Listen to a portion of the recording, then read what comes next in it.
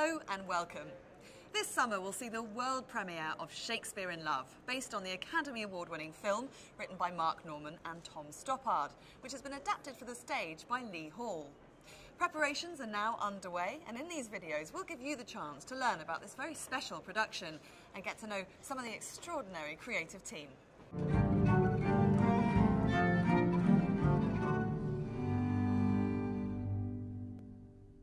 What is it about the life and works of William Shakespeare that still fascinates us 450 years after his birth?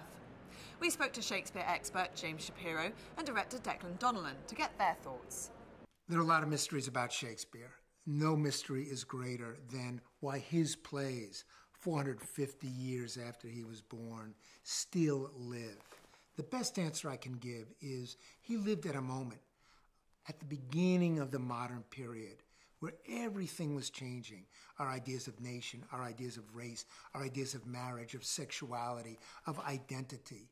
And Shakespeare captured those transformative questions and built them into plays. We are still wrestling with all of these questions so that his plays continue to speak as powerfully now as they did 400 years ago. We don't do Shakespeare because he has any historical interest, not at all. We do plays because he's writing about us. And we like to see plays about our lives, us now, how we are, how we feel about each other. And Shakespeare does that better than anybody else. I think Shakespeare is, first and foremost, a man of the theater, which is to say that was his home. We talk of, was he in Stratford or was he in London? He was at home in the theater. Well, theatre was an extraordinary time. It was this sudden burgeoning art form between about 1585 and 1620.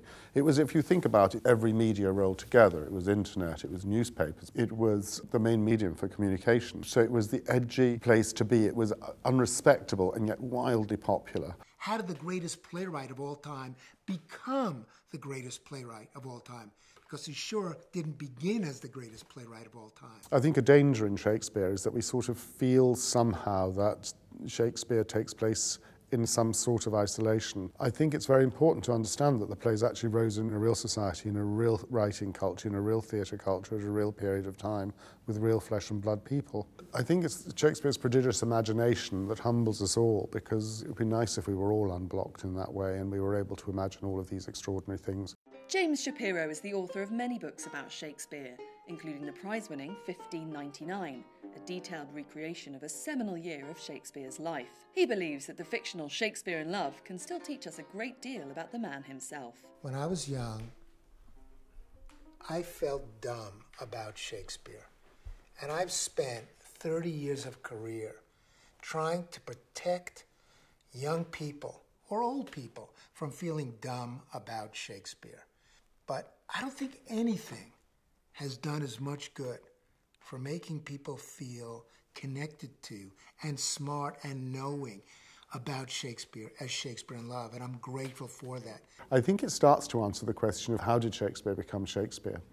And it's Tom Stoppard's dream and fantasy as a very successful modern playwright about how a very successful 16th century playwright became himself. What's so wonderful about Shakespeare in Love, it's fiction. It's a made-up story. It gets right at the key question, how Shakespeare became Shakespeare.